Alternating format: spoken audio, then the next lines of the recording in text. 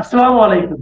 প্রিয় দর্শক, আপনাদের সকলকে আমন্ত্রণ জানাচ্ছি আমাদের কথা চ্যানেলের। প্রার্থী ইনকিলাব মঞ্চের নেতা ওসমান হাদি তাকে যখন শুক্রবার রাতে ঢাকা মেডিকেল কলেজ হাসপাতালে একটা অস্ত্রোপচার শেষে এভার কেয়ার হাসপাতালে নিয়ে যাওয়া হয়েছে, তখন চিকিৎসকেরা বলেছেন যে তার অবস্থা অত্যন্ত গুরুতর, তবে একমাত্র আশার কথা তিনি বেঁচে আছেন। বিবিসি বাংলা শিরোনাম করছে ওসমান হাদির অবস্থা খুবই ক্রিটিক্যাল, তবে তিনি বেঁচে আছেন। মাথার এক পাশ দিয়ে গুলি ঢুকে অন্য পাশ দিয়ে বেরিয়ে গেছে হাদির। এবং ঢাকা মেডিকেল কলেজ হাসপাতালের নিউরোসার্জারি বিভাগের প্রধান ডাক্তার জাহিদ রায়হান একটা অস্ত্রোপচার শেষে সরাসরি বলেছেন সাংবাদিকদের যে আমরা পেশেন্টের ব্যাপারে কোনো আশার কথা বলবো না, তবে উনি এখনো বেঁচে আছেন, বাকিটা আল্লাহর ইচ্ছা। এই হচ্ছে ওসমান হাদির অবস্থা। কাজে তার শারীরিক অবস্থা নিয়ে, মানে তিনি তো একটা জীবন মৃত্যুর সন্ধিক্ষণে আছেন, সেটা নিয়ে উদ্বেগ যেমন আছে, সারা দেশে ব্যাপক বিক্ষোভ ছড়িয়ে পড়েছে ওসমান হাদির ওপরে এই হামলার ঘটনায়। ঢাকা সহ দেশের বিভিন্ন জেলায় বিক্ষোভ হয়েছে। ওসমান হাদি 2024-এর জুলাই আগস্টের আন্দোলনের অন্যতম নেতা। কাজেই বিশ্ববিদ্যালয়গুলোতে বিক্ষোভের ঘটনা ঘটেছে। ঢাকা বিশ্ববিদ্যালয় যেমন ছাত্ররা নেমে এসেছেন ওসমান হাদির বিরুদ্ধে গুলির প্রতিবাদে, তেমনি নারায়ণগঞ্জ, ঝালকাঠি, কুষ্টিয়া, সিলেট, মৌলভীবাজার সহ দেশের বিভিন্ন জেলায় জেলায় বিক্ষোভের ঘটনা ঘটেছে। কিন্তু প্রধান প্রশ্ন হয়ে থেকেছে এবং সকলের মনেই যেটা ঘুরছে সেটা হচ্ছে ওসমান হাদিকে গুলির ঘটনাটি ঘটালো কারা, এর পেছনে কারা, ষড়যন্ত্রটা কার। এবং এটা তো একটা বিচ্ছিন্ন ঘটনা হতে পারে না। মানে ওসমান হাদির মতো একজন সুপরিচিত, সারা বাংলাদেশে পরিচিত একজন তরুণ নেতা, তাকে সুনির্দিষ্টভাবে টার্গেট করে যে এই হত্যাকাণ্ড ঘটানো হয়েছে, একেবারে হত্যাকারীকে নিয়োগ দিয়ে সেটা হত্যার যেসব সিসিটিভি, কোনোভাবে এই নিয়ে সন্দেহ করবার কোনো অবকাশ নাই। তার মানে এই যে উদ্বেগ, আতঙ্ক, আশঙ্কা, বিক্ষোভ, এটা সারা দেশে ছড়িয়ে দেওয়ার লক্ষ্যেই ওসমান হাদিকে লক্ষ্য করে এই হামলা চালানো হলো, এই গুলি চালানো হলো, যেই গুলি কিনা তার মাথার এক পাশ দিয়ে ঢুকে আরেক পাশ দিয়ে বেরিয়ে গেল। এবং তিনি বিজয়নগর বক্স কালভার্ট এলাকায় তখন রিক্সা দিয়ে নির্বাচনী জনসংযোগের কাজেই যাচ্ছিলেন। তাহলে এই যে ওসমান হাদির ওপরে এই হামলা, সেটা কি একটা বিচ্ছিন্ন ঘটনা তো নয় বটেই, কিন্তু এরপরে কে হামলার শিকার হবেন এবং এই ঘটনাটি যারা ঘটিয়েছে তাদের এর পরবর্তী পরিকল্পনা কি? তারা তো নিশ্চয়ই নির্বাচনের তফসিল ঘোষণার 24 ঘন্টার কম সময়ের মধ্যে যখন এমন একটা ঘটনা ঘটিয়েছেন, একটা সুনির্দিষ্ট বার্তা তো তারা নিশ্চয়ই দিতে চান। সংস্কৃতি উপদেষ্টা সরোয়ার ফারুকী কালকে স্ট্যাটাস দিয়ে আগে থেকেই হত্যার হুমকি পাচ্ছিলেন এবং তিনি বলেছেন যে ওসমান হাদিকে 30টি বিভিন্ন ভারতীয় নম্বর থেকে ফোন করে হুমকি দেওয়া হচ্ছিল। 17ই নভেম্বর শেখ হাসিনার বিচারের রায়ের আগে ওসমান হাদি ফেসবুকে স্ট্যাটাস দিয়েই বলেছিলেন যে তিনি প্রায় 30টি বিভিন্ন দেশের নাম্বার থেকে টেক্সট এবং কল পাচ্ছেন এবং যেগুলোতে তাকে হুমকি দেওয়া হচ্ছে এবং সেগুলোর সামারি হচ্ছে যে তাকে সর্বক্ষণ নজরদারিতে রাখা হচ্ছে, তারা আমার বাড়িতে আগুন দেবে, আমার মা, বোন ও স্ত্রীকে ধর্ষণ করবে এবং আমাকে হত্যা করবে। এবং তিনি বলেছিলেন যে এক আবরারকে হত্যার মধ্য দিয়ে হাজারো আবরার জন্মেছে এদেশে, এক হাদিকে হত্যা করা হলে তাওহীদের এই জমিনে আল্লাহ লক্ষ হাদি তৈরি করে দেবেন। তিনি যখন ঢাকা মেডিকেল কলেজ হাসপাতালে শুক্রবারে দেখতে গিয়েছিলেন ওসমান হাদিকে, তিনিও বেরিয়ে এসে বলেছেন যে ওসমান হাদিকে এই হামলার ঘটনা একটা বড় ষড়যন্ত্রের অংশ এবং তিনি বলেছেন যে পতিত আওয়ামী লীগ একটা সিকিউরিটি থ্রেট বাংলাদেশ ও জনগণের জন্য। আমরা দেখেছি হাদির অবস্থা অত্যন্ত বড় কোনো ষড়যন্ত্র আছে, এটা কোনো বিচ্ছিন্ন ঘটনা হিসেবে আমাদের মনে হচ্ছে না, এটা পুরো বাংলাদেশকে অস্থিতিশীল করার অপচেষ্টা। কিন্তু প্রশ্ন ওঠে যে আওয়ামী লীগ যদি সত্যি এরকম টার্গেট কিলিং করবার, মানে এত বড় একজন হাই প্রোফাইল নেতার টার্গেট কিলিং করবার এই পরিকল্পনা নিয়ে এগিয়ে সফল হতে পারে এবং তারা যদি এই পরিকল্পনা বাস্তবায়নের মতো একটা অবস্থায় থাকে, তাহলে এতদিন 15 মাস ধরে সেরকম কোনো ঘটনা ঘটলো না কেন? মানে ওসমান হাদিরা বা জাতীয় নাগরিক পার্টির নেতৃবৃন্দ তারা তো খুব সাধারণের মধ্যে চলে ফিরে বেরিয়েছেন, তাহলে এ ধরনের ঘটনা কেন ঘটলো না বা কেন ঘটাতে পারলো না আওয়ামী লীগ? মানে এর আগে সে প্রশ্ন তুলতে হয়। কাজেই ষড়যন্ত্রটা আওয়ামী লীগেরই করা এবং আওয়ামী লীগ হঠাৎ করে এত শক্তিশালী হয়ে উঠেছে যে তারা ওসমান হাদি সহ দেশকে অস্থিতিশীল করার অপচেষ্টায় একটা বড় ষড়যন্ত্র বাস্তবায়ন করে ফেলবে, সেটা শুনতে মানে খুব মানে একরকমের একটা চটকদার হলেও বা বিশ্বাসযোগ্য হয়ে গেলেও এক দলের জন্য যারা সবকিছুতেই ফ্যাসিস্টের দোষ দেখেন, কিন্তু সেটাকে বিশ্বাসযোগ্য করা বা তাতে নিশ্চিন্ত হওয়া কিন্তু কঠিন।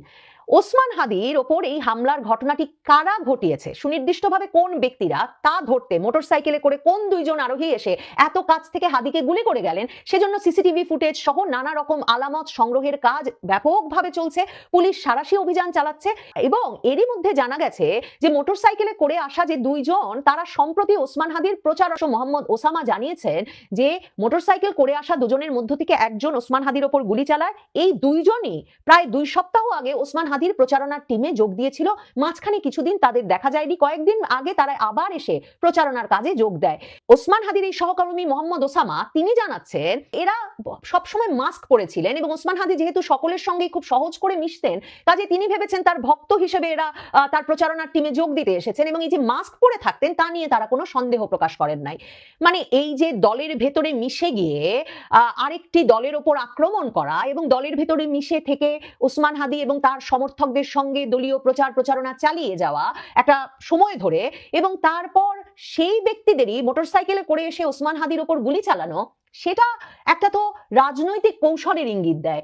অনেকেই সামাজিক যোগাযোগ মাধ্যমে তাই প্রশ্ন তুলছেন এই যে দলের মধ্যে মিশে গিয়ে তারপর দলের জন্য ক্ষতিকর হয়ে ওঠা, মানে সেটা একটা বিশেষ দলের দিকে ইঙ্গিত করে কিনা সেই প্রশ্নও কিন্তু অনেকে তুলছেন।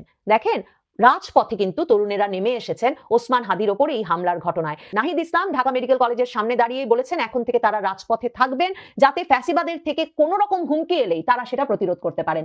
আসিফ মাহমুদ সজীব ভুইয়া, যিনি দুদিন আগে উপদেষ্টার পদ ছেড়েছেন এবং এখনো কোনো দলে যোগদানের সিদ্ধান্ত নেননি বা ঘোষণা দেন নাই এবং স্বতন্ত্র হিসেবে ঢাকা 10 আসনে তিনি প্রতিদ্বন্দ্বিতা করবেন ঘোষণা দিয়েই শুক্রবার দিন বিজয় র্যালির ঘোষণা দিয়েছিলেন, আসিফ মাহমুদ সজীব ভুইয়ার সেই বিজয় র্যালিকে তিনি কিন্তু প্রতিবাদ মিছিলে পরিণত করেছেন এবং বিরাট প্রতিবাদ মিছিলে আসিফ মাহমুদ সজীব ভুইয়া নিজেই স্লোগান দিয়েছেন হাদির গায়ে গুলি কেন প্রসাদ।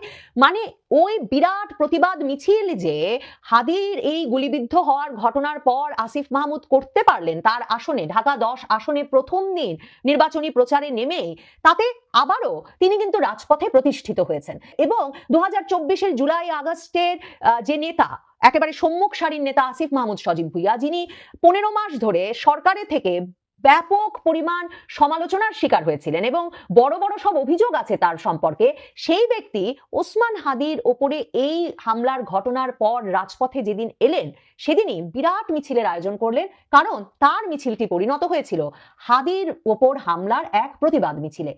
এই রাজপথের চেহারাটাতে একটা বড় পরিবর্তন আসবে হাদির ওপরে হামলার ঘটনার পর, সেটার ইঙ্গিত কিন্তু এই হামলার ঘটনার কয়েক ঘন্টার মধ্যেই সারা দেশে পরিষ্কার হয়েছে, যখন দেশ জুড়ে তরুণেরা রাজপথে হাদির ওপর হামলার ঘটনার প্রতিবাদ করতে। তার মানে জাতীয় নাগরিক পার্টির জন্যও কিন্তু এই হামলার ঘটনাটি আবারও তাদেরকে বিক্ষোভে বলিয়ান হয়ে রাজপথে নামতে একরকমের সহযোগিতা করবে।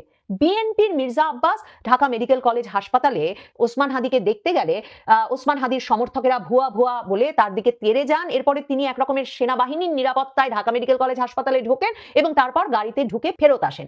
সাদিক কায়েম, যিনি কিনা ঢাকা 8 আসনে সম্ভাব্য প্রার্থী জামায়াতের, মানে জামায়াত যাকে প্রার্থী ঘোষণা করেছিল ডক্টর হেলাল উদ্দিন, তাকে সরিয়ে নিয়ে সম্ভবত এখন সাদিক কায়েমকে প্রার্থী করবে, গত এক সপ্তাহ ধরে এই জোর গুঞ্জন আছে, সেই সাদিক কায়েম সরাসরি বিএনপির দিকে আঙুল তুলে হিসেবে ফেসবুক পোস্টে লিখেছেন হাদি গুলিবিদ্ধ হয়েছে এবং জনগণকে প্রস্তুত থাকার আহ্বান জানিয়েছেন যাতে তিনি চাঁদাবাজ এবং গ্যাংস্টারদের বিরুদ্ধে ঢাকা শহরে নতুন অভ্যুত্থানের নেতৃত্ব দিতে পারেন। তার মানে সাদিক কায়েম কিন্তু দোষী করছেন সেই দলকে, যে দলকে জামায়াতে ইসলামী চাঁদাবাজ হিসেবে অভিহিত করে। তার মানে যাদের উপরে হাদির সমর্থকেরাও বিক্ষুব্ধ, যে কারণে ঢাকা মেডিকেল কলেজ হাসপাতালে মির্জা আব্বাসকে দেখে তারা ভুয়া ভুয়া স্লোগান দিয়ে তেড়ে গিয়েছিল, সেই বিএনপির দিকেও তখন ষড়যন্ত্রটা কার সেটা জানাটা সবচেয়ে গুরুত্বপূর্ণ হয়ে উঠেছে। মির্জা ফখরুল ইসলাম আলমগীর মনে করিয়েছেন যে ওসমান হাদির ওপরে হামলা বা গুলির ঘটনায় প্রথম গুলির ঘটনা নয়, নির্বাচনে একজন প্রার্থীর ওপরে নভেম্বরের শুরুর দিকে বিএনপি যখন তার মনোনয়ন ঘোষণা করেছে তার পরের দিনই কিন্তু চট্টগ্রামের একটি আসনে তাদের মনোনীত প্রার্থীর সমাবেশে গুলি হয় এবং এক শীর্ষ সন্ত্রাসী নিহত হন, আর তাদের প্রার্থীও, বিএনপির প্রার্থীও গুলিবিদ্ধ হয়েছিলেন। যদিও সেই শীর্ষ সন্ত্রাসী সরোয়ারের সঙ্গে বিএনপির সেই প্রার্থীর একটা ঘনিষ্ঠ সম্পর্কের কথা তারপর পত্রপত্রিকায় বেরিয়ে আসে। কাজেই হাদির ঘটনা আর আছে, গুলি আছে, প্রচুর পরিমাণ অস্ত্রধারীরা এবং শীর্ষ সন্ত্রাসী জঙ্গিরা মুক্ত অবস্থায় আছেন, সেটাও তো সত্য। এই ষড়যন্ত্রের জালটাই বা কারা বিস্তার করে রেখেছিলেন? কারা চাইছিলেন যে এই পুরো ক্ষেত্রটা প্রস্তুত থাকবে যাতে যে কোনো সময় চাইলেই অস্ত্রধারী শীর্ষ সন্ত্রাসী কিংবা জঙ্গি হামলাকারী এদেরকে একরকমের উস্কে দিয়ে একটা সমন্বিত কায়দায় আইন শৃঙ্খলা পরিস্থিতির অবনতি ঘটানো যাবে? সেটা ভাবলে, সেই আশঙ্কা করলে কিন্তু ওসমান হাদির ঘটনা দিয়েই শেষ হচ্ছে ঘটনা সেটা ভাববার যেমন সুযোগ থাকে না, ওসমান হাদির ওপরে এই হামলার ঘটনা যে আর একটা ইঙ্গিত সেটা বুঝতেও বাকি থাকে না।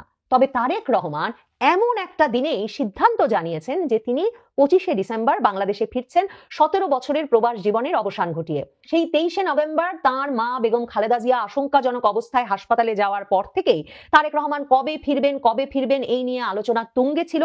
ওসমান হাদি যেদিন গুলিবিদ্ধ হয়েছেন, যেদিন বাংলাদেশের পরিস্থিতিটা নির্বাচন আয়োজনের উপযোগী কিনা এ নিয়ে নানা তরফে প্রশ্ন উঠছে, সেদিন তারেক রহমান জানিয়েছেন তিনি 25শে ডিসেম্বর ফিরবেন, কারণ 29শে ডিসেম্বর তফসিল অনুযায়ী মনোনয়ন জমাদানের শেষ দিন। কাজেই তারেক রহমানকে তার আগে ফিরতে হবে, ভোটার হতে হবে, মনোনয়নপত্র জমা দিতে হবে, এ আলাপ ছিল। ওসমান হাদির গুলিবিদ্ধ হওয়ার ঘটনার পর শারীরিক পরিস্থিতি কোন দিকে যায়, তাতে বিক্ষোভ, জনরোষ কোন দিকে যায়, সেগুলো যেমন আলাপের বিষয়, তেমনি আইন শৃঙ্খলা পরিস্থিতি নিয়ে উদ্বেগ, আশঙ্কা, আতঙ্কের জায়গাটা কোথায় যায়, নির্বাচনটা অনুষ্ঠিত হতে পারে কিনা সময় মতো, সেসব প্রশ্ন ওঠে। কাজেই 25শে ডিসেম্বর তারেক রহমানের ফেরা হয় কিনা, নিরাপত্তা পরিস্থিতিটা তার ফেরার অনুকূল থাকে কিনা, সেটা